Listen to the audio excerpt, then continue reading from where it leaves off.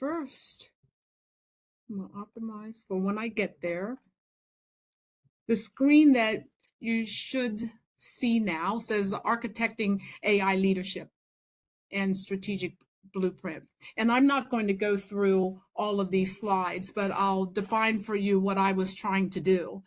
In my role at Department of Veterans Affairs, I'm the Chief Learning Officer.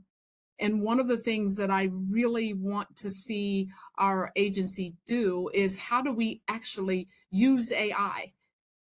Like the regular people, not the folks that are doing it in the medical field and doing things specifically just in their little sector of the world here, but how do the regular executives, like what this course is teaching us, how do the executives and other individuals within VA use this to optimize their work and to be more efficient? How can we save time?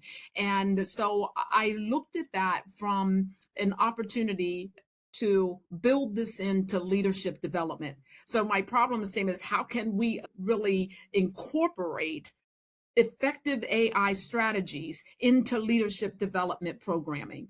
And that's what I was looking at. And I would use, as before I get to the AI sources, what I was pulling from references included VA's overarching AI strategy. And we have a website for that I could pull everything that we're doing so far. I used a Gallup study that talked about American attitudes towards AI that was just published in December 2025. And then I also pulled a McKinsey study on what are the critical leadership skills needed today and tomorrow going forward. And what I was trying to do was put all those things together. And that's what I threw into Microsoft Copilot that said, given all of this, what's important for leaders to have? What is our current AI strategy? And then why don't people use AI? And I said, I'm going to put these together, help me build an AI strategy for VA. First, I ask it to analyze those three sources and to pull together a summary, again, in Microsoft Copilot. And I just dumped them all three and said, what do we get? And so I'm going to click through quickly on this and just show you something. I don't need to go, but the slides, by the way, were generated in Gamma. So once I got the document and had the sources, I put it in Gamma to create the slides. But then I didn't like the slides that Gamma did. So I took Gamma slides and put them into Notebook LM.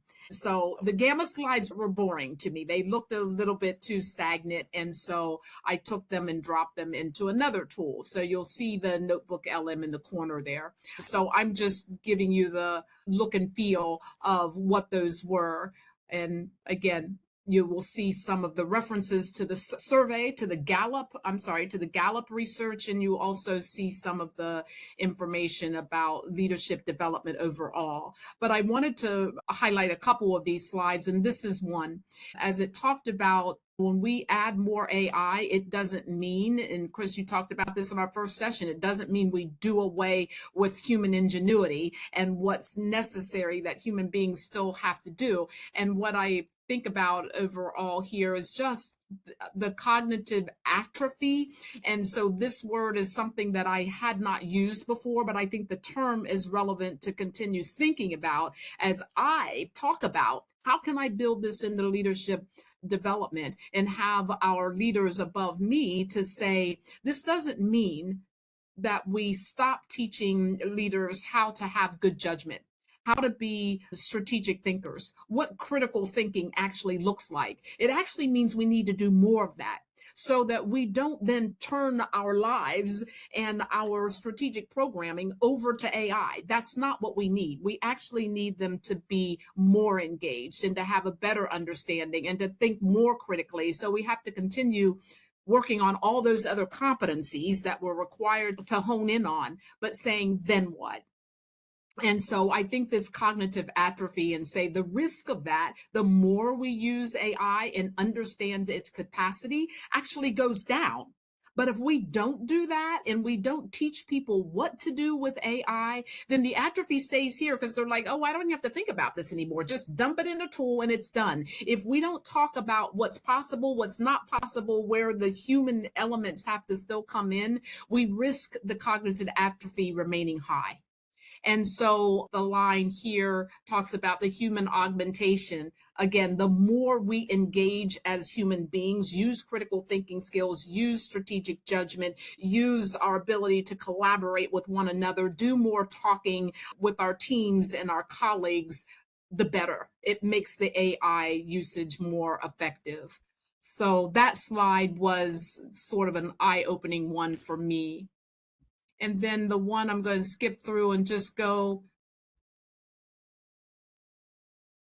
this one again, safeguarding what AI cannot replicate and those human skills. I think we actually have to talk about these more. We talk so much about the AI and what it can do, and we still have to come back and say, but here's what human beings, leaders in VA, government employees, whoever you are, these are the things you must still be able to do and do well. And those are the things identified on this slide. So again, as a chief learning officer, when it comes to leadership development, it was saying in order for AI to really be an effective tool, all these things around it, we have to do better at training that as well. And I would, so, yes. Dr. Yeah. Just quickly, one of the things that's really big there, and I would almost put a big red circle around it, is creative thinking. When you're working with AI, how are you giving it that context? What are you trying to accomplish? And also being able to view the output from a creative perspective. Is this good? Is this something that Mm-hmm. is invigorating? Is it moving us faster forward and so forth? So there's a lot of talk about how, and I think you had a slide on middle management. I'd be curious what was on it, but there's a lot of talk about how middle management will become the managers of AI agents and be dictating kind of that creativity and almost that product think going forward. Yes. Thank you for that. And I went back to it because this was one of the ones I highlighted on my notes here. I didn't mean to skip over that. This was one that was a highlight in here, and it was on middle managers. And so what Copilot said, and I'm just going to read it, it says middle managers are the primary bottleneck to AI adoption. If they perceive AI as a threat to their jobs, they will block transformation regardless of executive strategy. And I think that's what we see is that we have big VA that published this AI strategic plan. We know nothing about it. What's happening? And so I'm wondering, where is it getting stuck? And I do think that it's right here. And so the work that I do is in this space with middle managers. And so this was really critical for middle managers who want to be senior executives. This is my area. And so this is where I think I really have an opportunity to hopefully unstop the bottleneck right there. So thank you for calling me back to that. But anyway, so I'm just again giving you a look at the slide deck to see how it looked, and this was really neat. And the architecture, I will be using these to really talk about, what is next. And the other big thing, and I again salute this organization for giving me the opportunity to play a little more, that number one, that foundation, AI fluency through experience. Chris, while I balked it, it's like, oh my gosh, look at all this homework there is to do, and we got to do this stuff.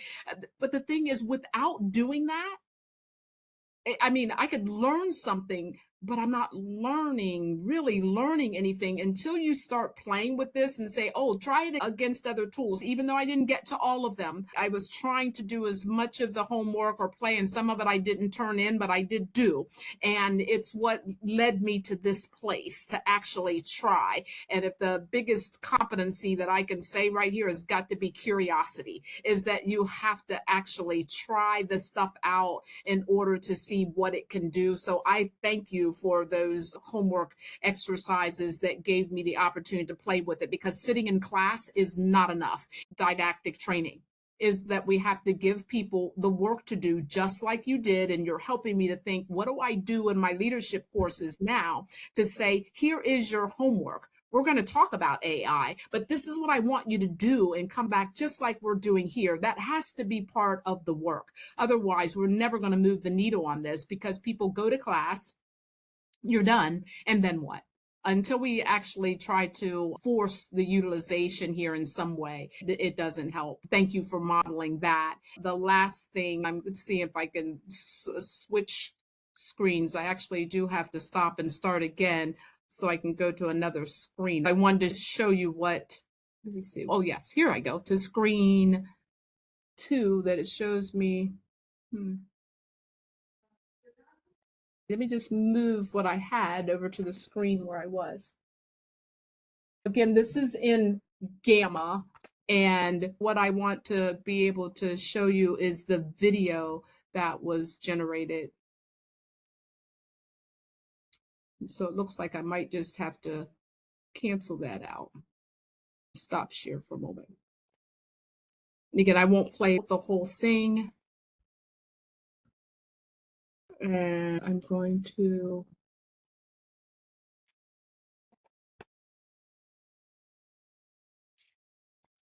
I had everything all prepared to okay, here it is. Here it is. But it won't let me go to the screen I want to be on. So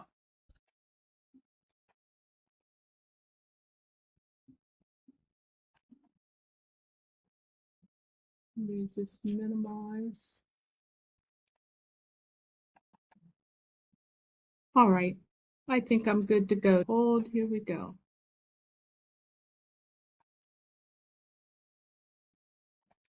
You should be seeing, I optimize, you see a video.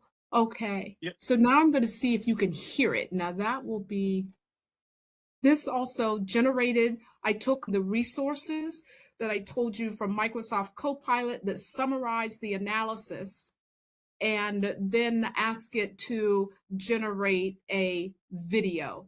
All right, we're going to talk about one of the biggest Can you hear challenges it? facing public sector leaders right now, artificial intelligence. But look, this isn't going to be some tech-heavy deep dive. This is a leadership explainer. We're going to look at what it really takes for leaders, especially at the VA, to use AI in a smart way, to build a government that's more efficient and, more accountable.